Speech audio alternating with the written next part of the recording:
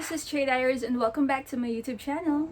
And for today's video guys, it's going to be an Ukay-Ukay haul. Ayan guys, so ito yung mga ukay-ukay na nabili ko and syempre kalalaba lang nila. Kaya ganito pa lang yung mga itsura nila guys. So hindi ko pa ito na-plansya. And for today's video guys, ipapakita ko sa inyo kung ano yung mga nabili ko, which is ito nga. And iisa-isahin ko sila. And syempre guys, ita-try din natin. And bibigyan ko rin kayo guys ng mga style ideas paano ko i-style yung mga damit na nabili ko from Ukay-Ukay. Nagpunta ako guys dun sa isang place na nagbebenta or pinagbibilhan ko rin ng mga Ukay-Ukay and bukas na sila kaya naman nakakuha ko ng mga items doon and I'm so excited to share it to you guys. So without any further ado, let's start this video.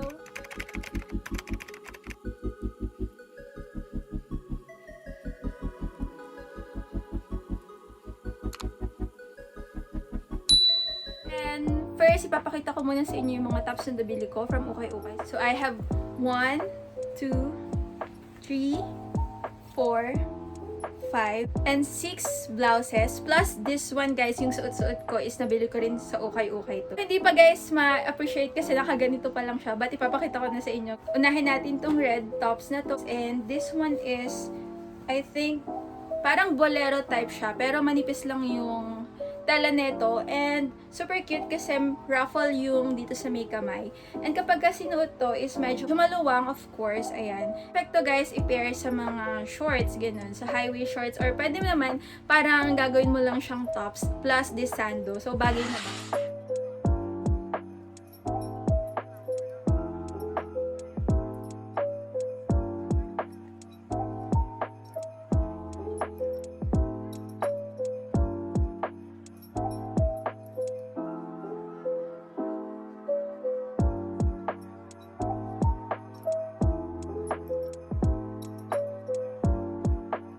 Is this one, this white off-shoulder top, and ito siya, ganito siya kahaba, and meron din tong pa-ruffle effect. Mahilig talaga ako sa mga off-shoulder. And habang nagtitingin ako guys, so nakita ko nga itong blouse na to, inaisip agad akong style ideas for this blouse. So this is very Korean style as well. So got this one guys, and this one naman is yung parang polo shirt.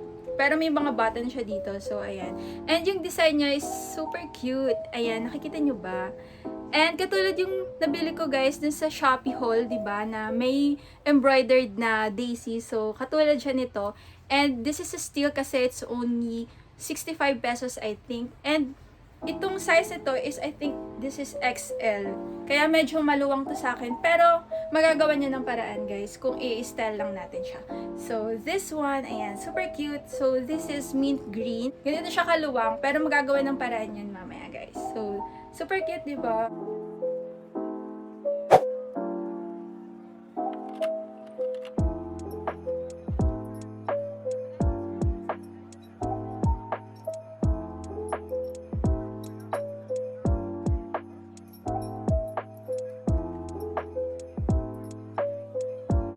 Got another green shirt, but the perfect description for this is a neon green oversized shirt. Ito yung itsura niya guys.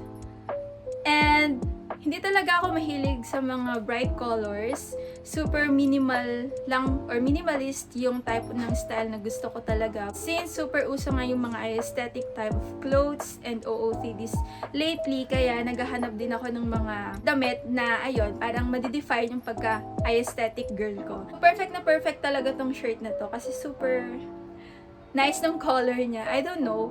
Nagustuhan ko talaga yung pagka-neon green niya. And meron siya ditong tatak. Moment. Ayan. O, diba? Super aesthetic talaga. Moment. This blouse naman, guys. Ayan. Medyo parang may pagka office type of blouse siya. Yung pang ginagamit sa office. I don't know kung ito talaga yung purpose ng blouse na to nung mga unang gumamit. But, super cute and I really like the color of this one, which is the navy blue.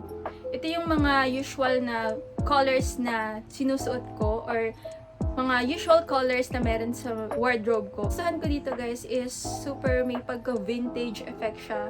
Dito pa lang sa kwelyo niya guys, ayan. So, nakakatuwa.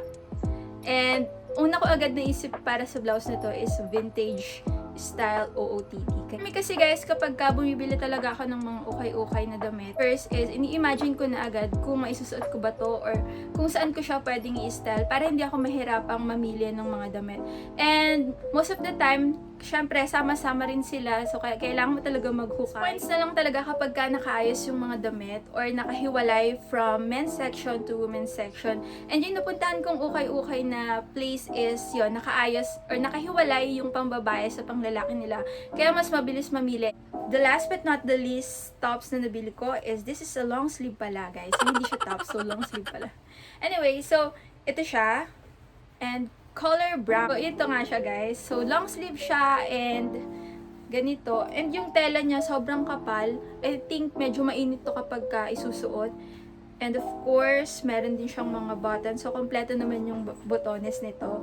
And isa rin pala yan sa tinitingnan ko kung okay ba or kompleto ba yung mga buttons, di ba, ng mga damit. Kasi kung hindi natin papansinin is minsan kulang or minsan naman may mga mancha. Sa mga ukay-ukay rin na binibili natin guys, kailangan labhan nating mabuti. Wag kayong magsusot ng ukay-ukay na hindi nalalabhan.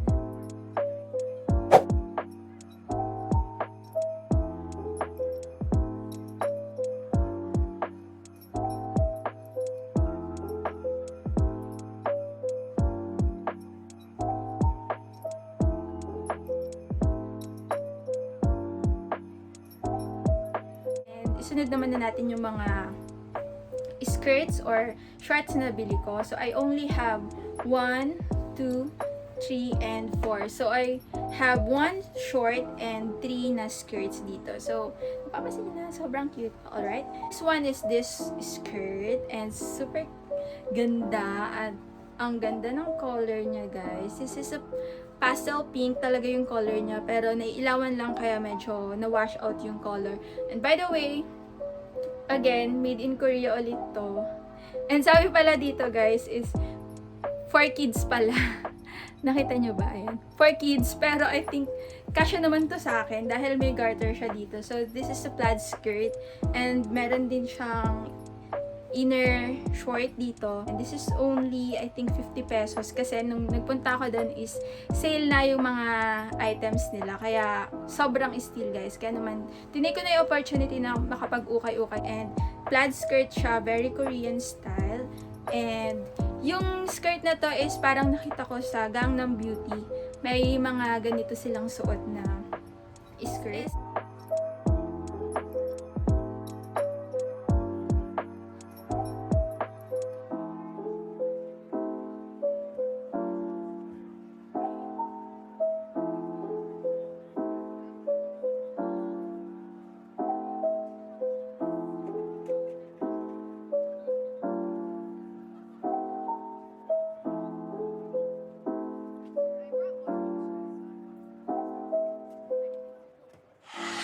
Is a skirt as well and meron din siyang inner short. This is a plaid skirt and very schoolgirl type of clothes yung nabili kong skirt na to. So, bagay na bagay to guys dun sa mga nauna kong haul from Shopee and yung mga tops na nabili ko, super cute. May naisip na agad akong style for this skirt and i-share ko yan sa inyo mamaya. Siyempre yung tinitingnan ko din guys is yung zipper kung ayun ba, it's working ba or hindi. Pero guys, sobrang nakakatuwa dahil wala talagang mancha yung mga nakuha ko.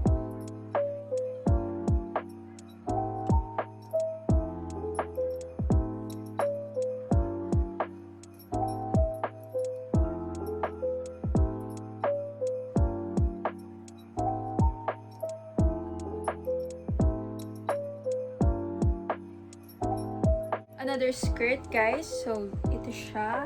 This is a branded skirt. This is from Mango. Ayan, sobrang steal nito guys. And ito palang skirt na to guys is hindi ko to nakuha din sa shop na pinuntahan ko. So sobrang steal nito kasi it's only 25 pesos nung nabili ko siya.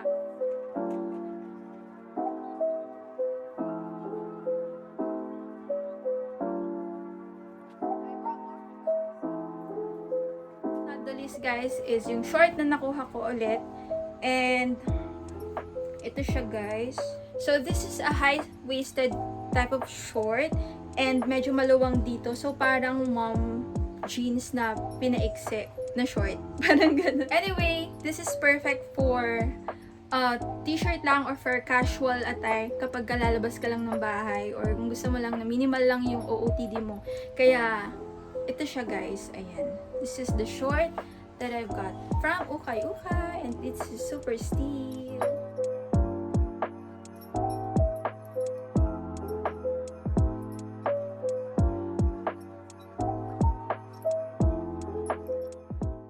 So there you have it guys, my Ukay-Ukay plus try-on haul inspired by Korean OOTDs, and I hope na nagustuhan nyo yung video na to guys, and you can share it to your friends at sana na-inspire din kayong mag-mix and match ng mga clothes na meron kayo, and syempre mag-ukay-ukay na rin guys. And by the way, don't forget to subscribe on my YouTube channel and don't forget to hit the notification bell para lagi kang ma-notify sa aking mga future uploads, and let's be friends on my other social media account. I'm Melazaliana21 on Instagram and TheJDiaries on Facebook. So once again, this is TheJDiaries. Thank you so much for watching and I will see you on my next vlog. Bye!